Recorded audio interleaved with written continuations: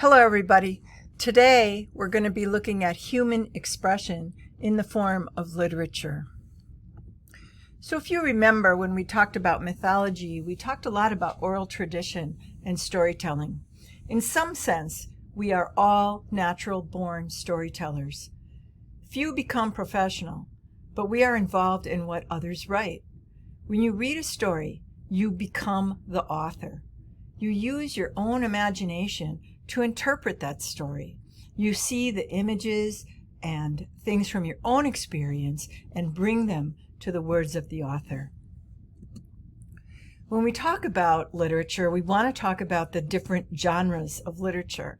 And there are some major genres that we will go over in this section of the course. We're going to be looking at classics, masterpieces, epics, and in poetry we will look at the sonnet, the metaphor and conceits, religious, and pre-modernism.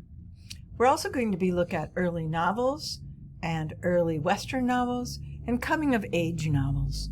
So let's start off with the classics. A classic usually expresses some artistic quality, an expression of truth and beauty. Classic stands the test of time. The work is usually considered to be a representation of the period in which it was written, and the work merits lasting recognition. In other words, if the book was published in the recent past, the work is not a classic. A classic has a certain universal appeal and stands that test of time. Great works of literature touch us to our very core, partly because they integrate themes that are understood by readers from a wide range of backgrounds and levels of experience. The themes deal with love, hate, death, life, and faith, and they touch upon some of our most basic human emotional responses. A classic makes connections. You can study a classic and discover influences from other writers and other great works of literature. Of course, this is partly related to the universal appeal of the classics. But the classic also is informed by the history of ideas in literature, whether unconsciously or specifically worked into the plot of the text. So what is a masterpiece? A masterpiece usually possesses one or more of the following attributes: magnificent prose, symbolic characters, mythic delineation, mythic structure, and specificity. Magnificent prose. So magnificent prose include word choice, proper metaphor, turn of a phrase, and all the specifics of beautiful writing that the reader finds in the best written works. Shakespeare was the best at it. James Joyce was also a master.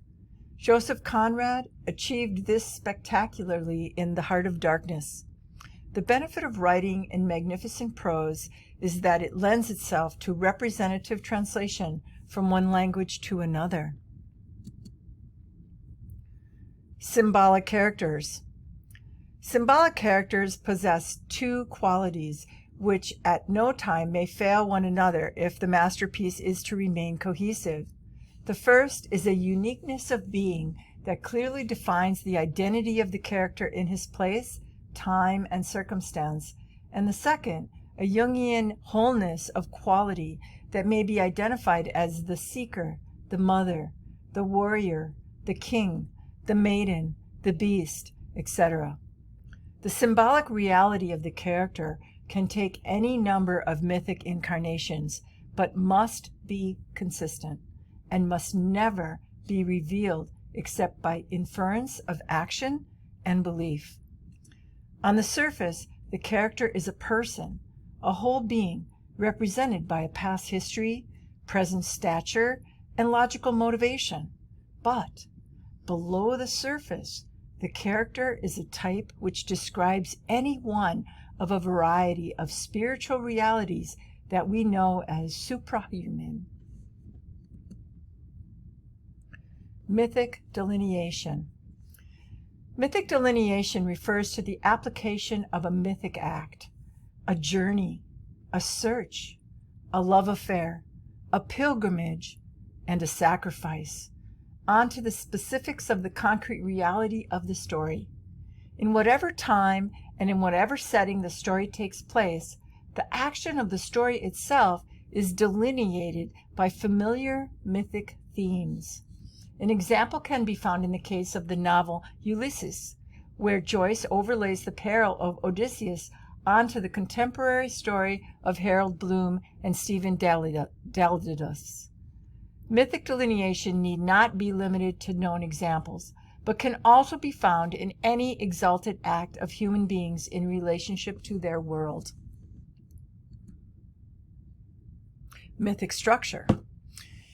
Mythic structure goes beyond delineation of a story conflict. The very composition of the story and its execution must follow the pattern of myth and fable. While mythic delineation provides the mythic sources the story reflects, mythic structure directs the writer as to how to arrange the execution of events in the story to reflect the qualities of events that take place in mythic sources. Again, using Ulysses as an example, the funeral that Bloom attends represents a descent into Hades. The storm that rages as Shakespeare's King Lear goes mad represents in physical terms the maelstrom of his tortured mind. Mythic structure and mythic delineation work closely together to create an archetypal representation of human life in ordinary terms. For instance, despite his protestations to the contrary, Ernest Hemingway's The Old Man and the Sea present an aged character in a timeless battle of the humanity's need for ingenuity, strength, and resolve against an unrelenting force of nature, and beyond nature, the opinions of other human beings. So ancient is the mythic structure of that story that it strikes a response in every human being who has ever tried to control his or her own fate in the world. Specificity. Specificity may be the most difficult quality for any potential writer of a masterpiece to accept, because it requires them to eschew all thoughts of loftiness in setting and costume, and to present the story in one complete and absolute consistent place in time. The masterpiece takes place in a specific time and place with characters familiar to that time and settings and circumstances common to that time. The inclusion of external literary posits must be directly relational to the story, or else the reality of the story fails and is broken, and the work fails to retain a unity that we would call a masterpiece. Inconsistency in this case destroys the unity of the work and disqualifies the story from this category. And so the most mythic American novel ever written, probably Moby Dick, places its characters firmly in the contemporary world of whalers and seamen and merchants in the 19th century England reality, even as it tells the story of these symbolic characters frozen in a mythic structure that they can't get out of, an unrelenting archetypal experience. That Moby Dick is an American literary masterpiece is no accident. A work of fiction possessing the above qualities and executing them is in a fictional prose to near perfection can be known as nothing else. These qualities that often are missing in today's fiction, literary or otherwise, are not the product of an elitist imagination. Rather, they must be present to one degree or another in every recognized literary masterpiece, regardless of the subject, the content matter, the age, or the cultural origin. The stories that possess these qualities are not lofty exercises in aesthetics. They are, for the most part, stories of real people facing the dilemmas of their lives, which is the basic dramatic reality. The epic, sometimes called the heroic poem. An epic is a lengthy narrative poem in which the action, characters, and language are on a heroic level, and the style is exalted, even sometimes majestic. Early epics often stem from oral tradition. The major characteristics of an epic are a setting remote in time and place, an objective, lofty, dignified style, a central incident or series of incidents dealing with legendary or traditional material, a theme involving universal human problems, a towering hero of great stature, a superhuman strength of body, character, or mind, and superhuman forces entering the action. The word epic comes from the Greek epikos, which was derived from epos, meaning word, narrative, or poem. The ancient Greeks recited epics, but sang lyric poetry. The epics summarize and express the nature or ideals of an entire nation at a significant or crucial period in its history. The characteristics of the hero in an epic are national rather than individual, so that the exercise of these traits serve to gratify a sense of national pride. Epics may also symbolize the ideals of a great religious or cultural movement, such as Dante, the Divine Comedy. This is what happened in medieval Christianity in the 14th century. Or Paradise Lost, written in 1667 by John Milton, to represent the ideals of Christian humanism. Usually, epics are the result of a number of ballads or short ballads gradually joined together by poets and bards. An example is a thane beginning to compose a line about Beowulf in the epic poem of the same name. And sometimes a proud old soldier who had heard songs of the ancient heroes and could sing them all through, story after story, would weave a net of words for Beowulf's victory, tying the knot of his verses smoothly, swiftly into place with a poet's quick skill, singing his new song aloud while he shaped it, the old songs as well. That was line 867 to 873. A thane, in case you don't know what they are, is a man who held grant land granted by the king, or a military nobleman, many times a warrior, ranking as someone above the norm. Okay. Lyrical poetry. The Romans inherited from the Greeks a desire to cultivate the arts of civilization. These included the pleasurable pursuits of good food, wine, mineral baths, and massages. Civilized pleasures also included historical writings like the epic, as well as poems that express personal feelings. The Romans especially liked lyrical poetry, named for its propensity to be applied quickly to song. Lyrical poetry was usually accompanied by a lyre, stringed instrument similar to a harp. Sappho may have been the first poet on record to write about deeply personal feelings, often referring to herself in poetic prayers to the gods. Sappho's favorite topic usually centered around the joys and sorrows of being in love. This is the ode to Aphrodite. Then didst thou, divine one, laugh a bright laugh from lips and eyes immortal? Ask me, what ailed me? Wherefore out of heave thus had I called thee? What it made me madden in my heart so? Question me, smiling, say to me, my Sappho, who is it wrongs thee? Tell me, who refuses thee? Vainly sighing, be it who it may be, he that flees shall follow. He that rejects gifts, he shall bring thee many. He that hates now shall love thee dearly, madly, aye, though thou wouldst not. You can find more Sappho poems if you go to the website that I have noted on the bottom here. And this is a Greek sculpture of Sappho from the 5th century. All right. Let's take a look at the sonnet. What are the characteristics of a sonnet? A sonnet is simply a poem written in a certain format. You can identify a sonnet if the poem has any of the following characteristics. A sonnet can be broken down into 4 sections called quatrains. The first 3 quatrains contain 4 lines each and use an alternating rhyme scheme. The final quatrain consists of just 2 lines which both rhyme.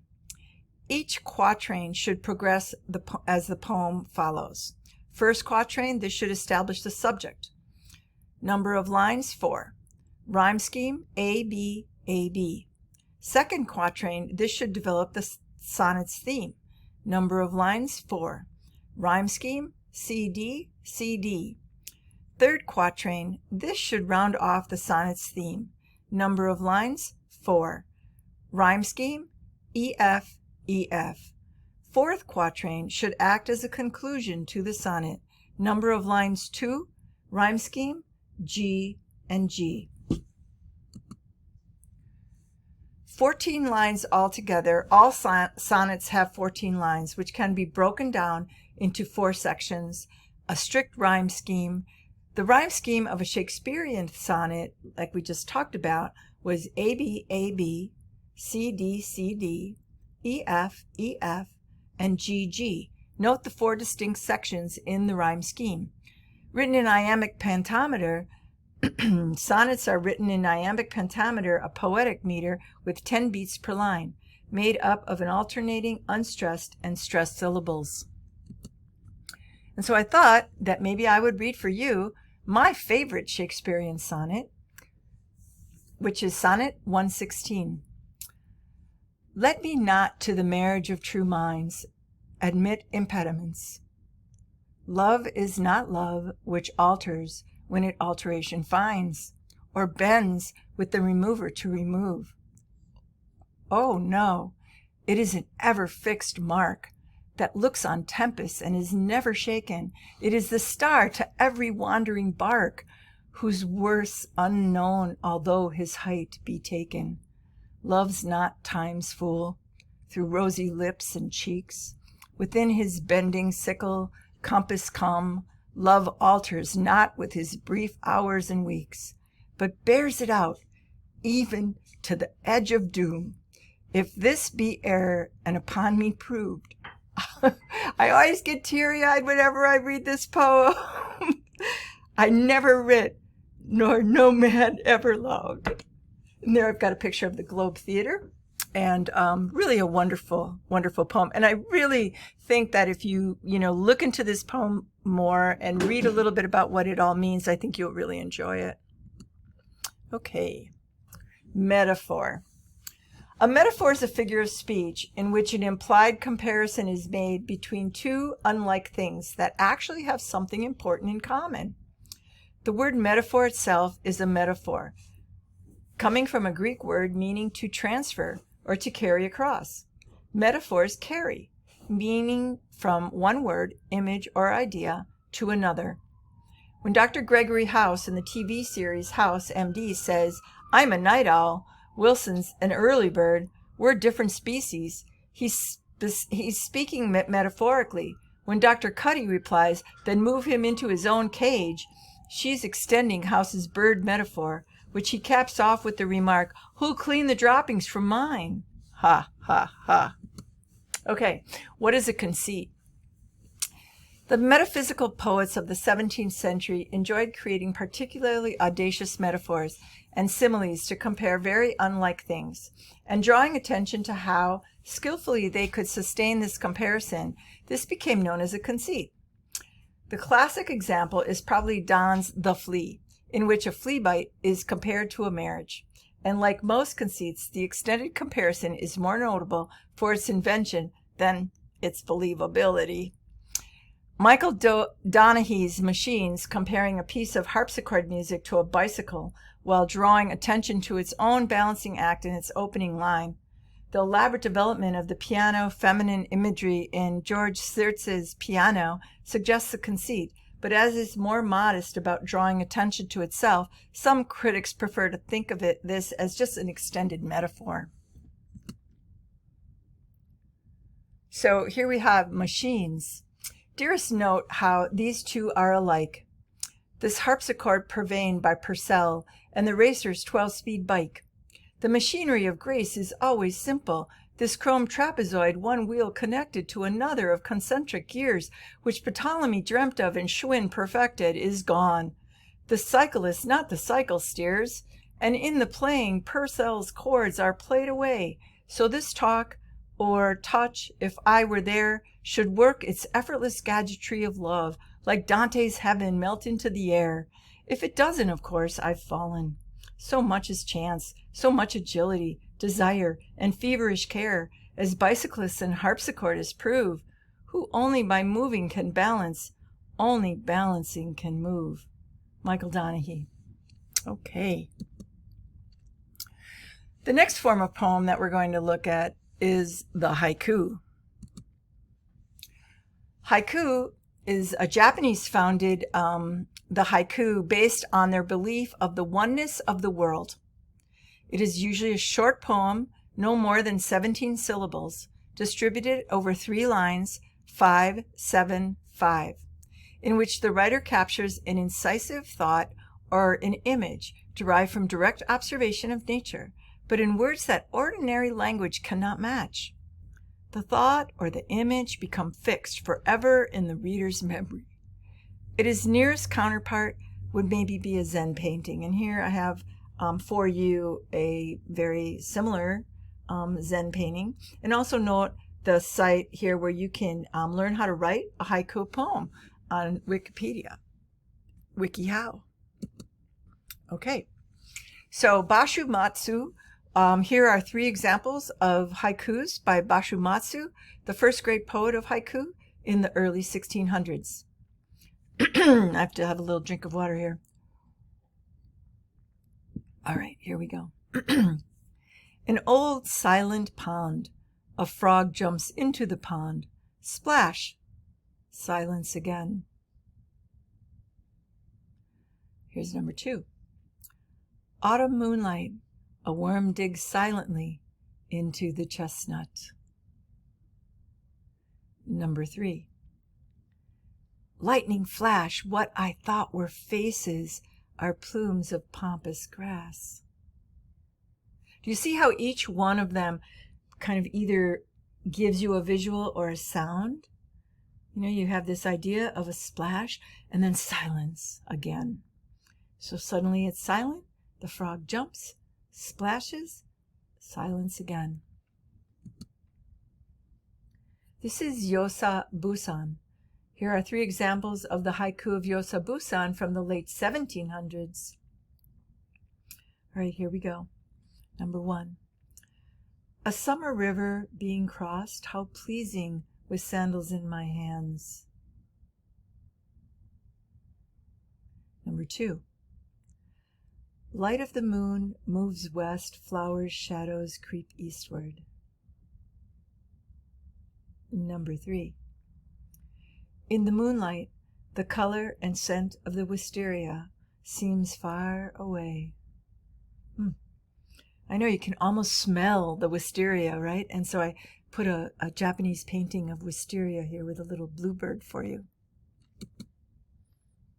All right. And here we have haiku from Kobayashi Isha, a haiku master poet from the late 1700s and the early 1800s. Number 1. O snail, climb Mount Fuji, but slowly, slowly. Number 2. Trusting the Buddha, good and bad, I bid farewell to the departing year. Number 3. Everything I touch with tenderness, alas, pricks like a bramble. Ooh. Okay. Moving on to simple forms. Simple forms, but profound meaning. In the centuries that followed the tremendous literary and dramatic achievements of Shakespeare's age, many different poetic forms became popular. One poet in particular, William Blake, was interested in what a serious writer might be able to do with nursery rhymes. This is The Lamb by William Blake, and this is actually, next to it is an image of the original illustration of William Blake's poem. So here we go. Little lamb who made thee Dost thou know who made thee? Gave thee life and bid thee feed by the stream or o'er the mead? Gave thee clothing of delight, softest clothing, woolly bright?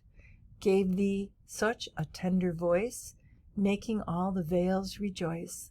Little lamb, who made thee? Dost thou know who made thee? Little lamb, I'll tell thee.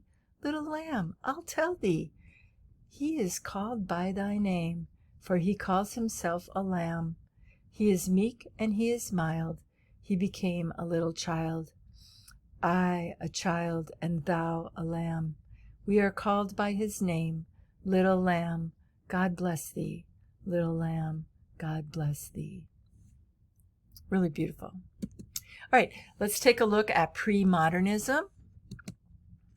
So poetry is called modern if it has been written within the last 150 or so years. Modern also means less accessible than poetry used to be. So the fear for many is that modern poetry, like modern art and modern music, will provide too difficult to understand.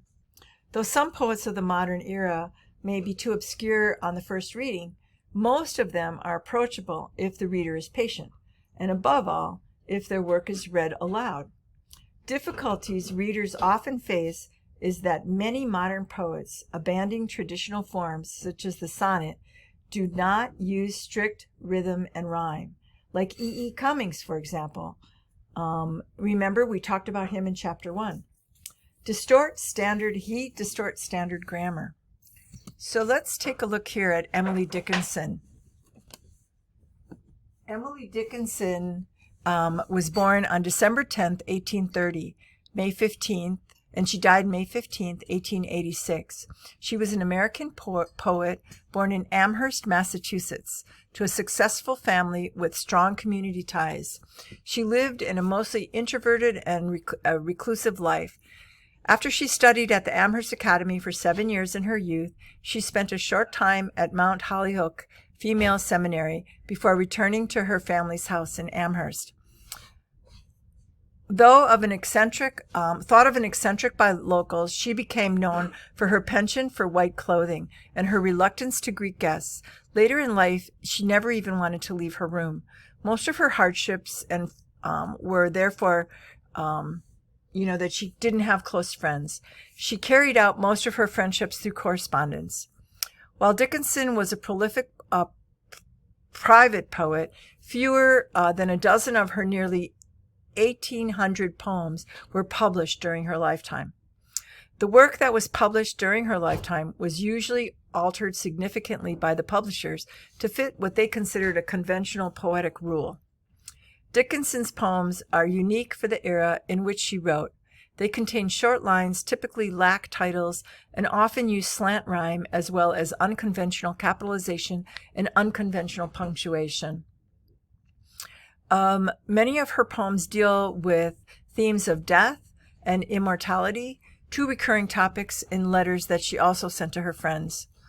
Although most of her acquaintances were probably aware of Dickinson's writing, it was not until after her death in 1886 when Lavinia, Emily's younger sister, discovered her huge cachet of poems that the breadth of Dickinson's work became apparent.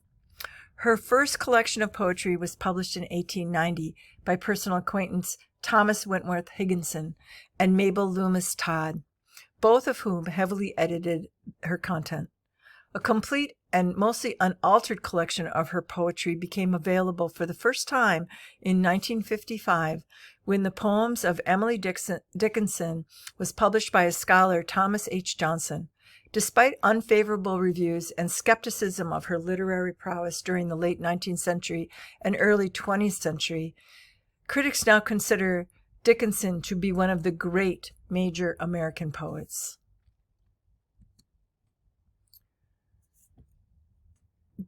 Dickinson's metaphors observe no firm distinction between tenor and vehicle.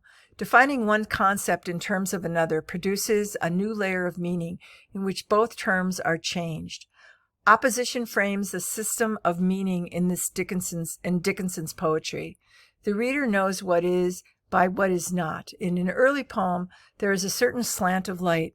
Dickinson located meaning in geography of the internal difference. Here's a poem that demonstrates precisely the lay of this land.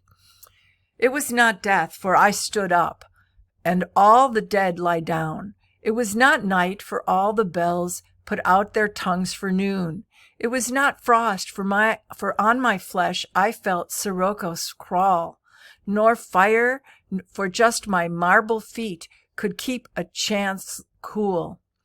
And yet it tasted like them all. The figures I have seen, set orderly for burial, reminded me of mine.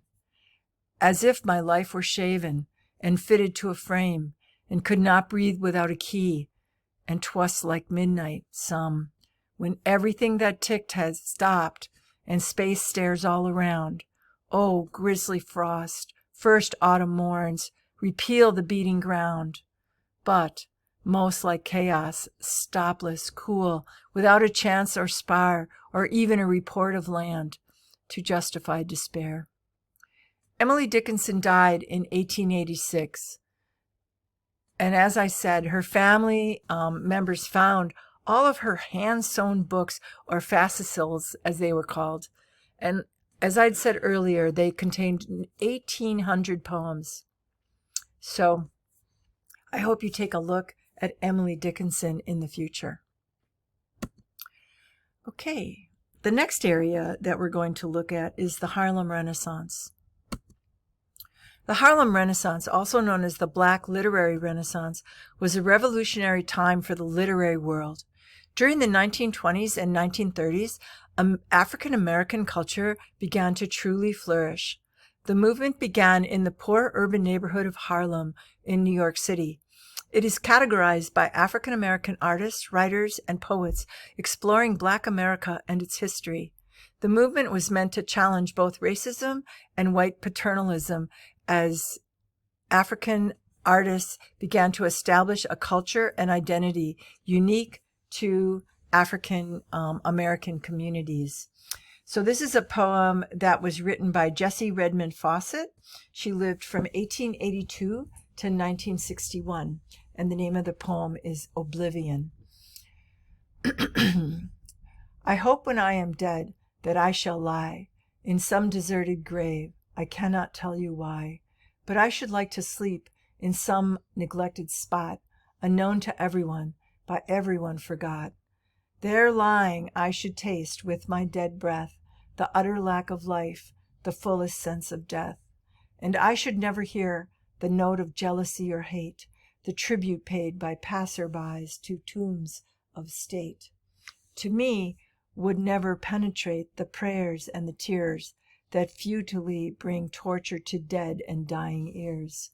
There I should lie, annihilate, and my dead heart would bless oblivion, the shroud, and the envelope of happiness.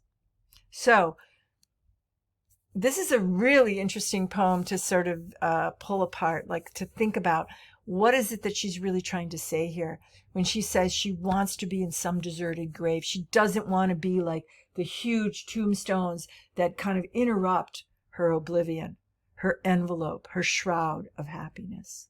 Very interesting. She doesn't want, to hear a note of jealousy or hate, a tribute paid by passerbys to tombs of state. Look at them, right? She wants to just be kind of quiet and off in her own world, in her own space. All right, let's take a look at the novels. So in Japan, The Tale of the Genji is a classic work of Japanese literature written by a Japanese noblewoman and lady-in-waiting, Murasaki Shikibu, in the early years of the 11th century, around the peak of the Heian period. It is sometimes called the world's first novel, the first modern novel, the first psychological novel, or the first novel still to be considered a classic. Notably, the novel also illustrates a unique depiction of the livelihoods of high courtiers during the Heian period. While universally considered a masterpiece, its precise classification and influence in both Western and Eastern canon has been a matter of debate and has still not been decided. In France, While French romances of the 12th and 13th century enjoyed a privileged place in the literary history of France, romances from the later Middle Ages have been neglected by modern scholars. In particular, although this genre has been seen as providing a forum within which contemporary ideas about masculine and feminine roles were debated, little work has been done in the gender ideology of the 14th and 15th century texts. These stories were of knighthood and chivalry and love affairs between brave knights and their fair ladies, often married to other men. England. From England came the tales of King Arthur and the Knights of the Round Table. Not only were they artful narratives, but they create a whole mythology that continues to influence the human dream. In addition to Camelot, these tales gave prominence to the search for the Holy Grail, which has become a lasting symbol of the elusive pride for which human beings still search today. Italy. In Western literary history, the word novel comes from the Latin novellus, meaning new and unfamiliar. Early in Italian Renaissance, the author Giovanni Boccaccio used the Italian word novella to describe the short prose narrative he wrote. It is very possible the sense of novelty contained in the term intended to distinguish fictional stories from those that had a basis in some truth.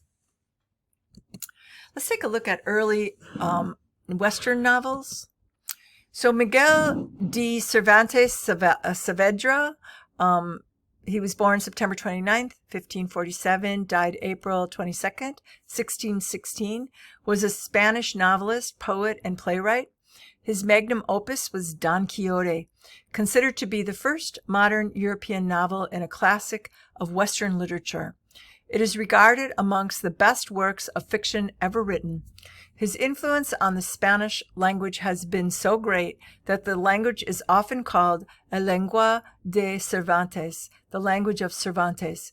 He was dubbed El Príncipe de los I'm sorry, I butchered these names. The Prince of Wit. In 1569, Cervantes moved to Rome, where he served as a valet to Giulio Acquaviva, a wealthy priest who was elevated to cardinal the next year. But then Cervantes had enlisted as a soldier in the Spanish Navy infantry regiment and continued his military life until 1575, when he was captured by Algerian corsairs. After 5 years of slavery, he was released on ransom from his captors by his parents and a Catholic religious order. He subsequently returned to his family in Madrid. In 1585, Cervantes published a pastoral novel named La Galatea. Because of financial problems, Cervantes worked as a purveyor for the Spanish Armada and later as a tax collector. In 1597, discrepancies in his accounts of 3 years previously landed him in the jail of Seville. In 1605, he was evaded just when the immediate success of the first part of Don Quixote published in Madrid signaled his return to the literary world. In 1607, he settled in Madrid, where he lived and worked until his death. During the last 9 years of his life, Cervantes solidified his reputation as a writer. He published the novellas Exemplary in 1613, The Journey to Parnassus in 1614, and in 1615, Ocho Comedias, and the second part of Don Quixote. Carlos Fuentes noted that Cervantes leaves open the pages of a book where the reader knows himself to be written.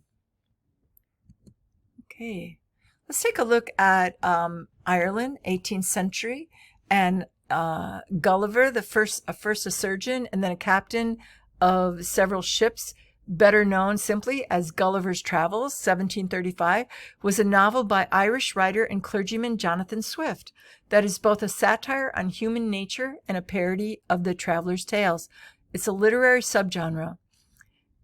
It is Swift's best-known full-length work and a classic of English literature, even though it was written by an Irishman.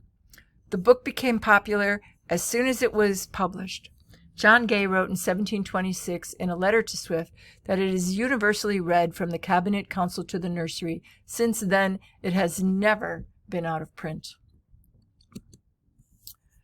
Born Daniel Foe in London in 1660, Defoe was a prodigious writer on many subjects, producing over 500 books in England. He wrote pamphlets and many articles, but he is best remembered for his novels, primarily the life and strange, surprising adventures of Robinson Crusoe of York and the fortunes and misfortunes of the famous Miles Flanders, and is considered to be one of the key figures in establishing the format for the English novel.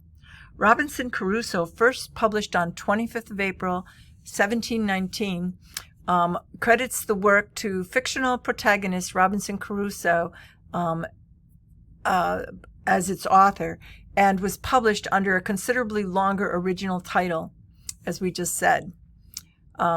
So the mariner who lived 28 years all alone in an uninhabited island on the coast of America near the mouth of the great river of the Orinoco, having been cast on shore by shipwreck, wherein all the men perished but himself, with an account how he was at last as strangely delivered by pirates. So it's a confessional and a didactic form. The book is a fictional autobiography of a title character whose birth name is Robinson Crusoe, a castaway who spends 28 years on a remote tropical island near Trinidad, encountering cannibals, captives, and mutineers before finally being rescued. The story is widely perceived to have been influenced by the life of Alexander Selkirk, a Scottish castaway, who lived for 4 years on the Pacific island called Mas Tierra near Chile. It has also been suggested that Defoe was inspired by the Latin or English translations of Tufal's Hay in Ben Yadhan, an earlier novel also set on a desert island. Another source for Defoe's novel may have been Robert Knox's account of his abduction by the King of Ceylon in 1659, an historical account of the island of Ceylon. In Glasgow, James MacLause and Sons, publishers, in 1911. In his 2003 book, In Search of Robinson Crusoe, Tim Severin contends that the account of Henry Pittman in a short book chronicling his escape from a Caribbean penal colony and subsequent shipwreck and desert island misadventures is the true inspiration for the story. Maybe we'll just never know. Despite its simple narrative, Robinson Crusoe was well received in the literary world and is often credited as marking the beginning of realistic fiction as a literary genre. Before the end of 1719, the book had already run 4 editions, and it has gone on to become one of the most widely published books in history, spawning numerous sequels on television, comic books, stage, film, and other genres, and it's still in print today. Let's take a look at some American novels. So the American writers were kind of slow to get recognition and respect abroad. Washington Irving was definitely one of those novelists. He was born, he achieved international fame for his fictional works, including the stories of Rip Van Winkle and The Legend of Sleepy Hollow, as well as his biographies and historical writings. Irving served as the United States ambassador to Spain and helped promote international copyright before his death in 1859. And so there we can see him. He achieved international fame for his fictional works, including what we just talked about, and he also wrote biographies and historical writings. Let's see. He said, there's a certain relief in change, he said. This is a notable quote from him. There's a certain relief in change, even though it be from bad to worse, as I have found in traveling in a stagecoach, that it is often comfort to shift one's position and be bruised in a new place. Okay, let's take a look at Nathaniel Hawthorne. Nathaniel Hawthorne was born in 1804 and died in 1864. He was an American author who wrote the Gothic romance The Scarlet Letter in 1850. Like many of Hawthorne's works, the setting is in New England, and the protagonist, Hester Prynne, her adultery is in a puritanical 17th century town, provides for a backdrop for a psychological exploration of themes of sin, repentance, and morality. The Scarlet Letter achieved much critical acclaim for Hawthorne. He previously had written the short story The Custom House, forms the prologue. Never feeling comfortable living in Salem, Hawthorne eventually determines to take his family out of the town of the Puritan trappings. They moved to a red house in Lenox, Massachusetts, where he formed a close friendship with Herman Melville, the Moby Dick author. During this time, Hawthorne enjoyed his most productive period as a writer, publishing The House of Seven Gables, 1851, The Blithedale Romance in 1852, and The Marble Fawn in 1860, and Tanglewood Tales. During the 1852 election, Hawthorne wrote a campaign biography for his college friend Pierce. When Pierce was elected president, he appointed Hawthorne an American consul to Britain as a reward. Hawthorne stayed in England from 1853 to 1857. This period served as an inspiration for Hawthorne's novel, Our Old Home. After serving as consul, Hawthorne took his family on an extended vacation to Italy and then back to England. In 1860, he finished his last novel, The Marble Fawn. That same year, Hawthorne moved his family back to the United States and took permanent residence at the Wayside in Concord, Massachusetts. After 1860, it was becoming apparent that Hawthorne was moving past his prime. Striving to rekindle his earlier productivity, he found little success. Drafts were mostly incoherent and left unfinished. Some even showed signs of psychic regression.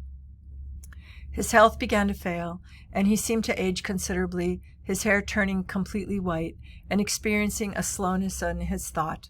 For months he refused to speak, and he would not get medical help, and died in his sleep on May 19th in 1864 in Plymouth, New Hampshire. Another American author that we have to mention from this earlier time period of the novel would be F. Scott Fitzgerald. He was born on September 24th, 1896 in St. Paul, Minnesota, and he was a short story writer and novelist and considered one of the preeminent authors in the history of American literature due to almost entirely to the enormous posthumous success of his third book, The Great Gatsby. Perhaps the quintessential American novel, as well as a definitive social history of the Jazz Age. The Great Gatsby has become required reading for virtually every American high school student and has had a transportive effect on generation after generation of readers.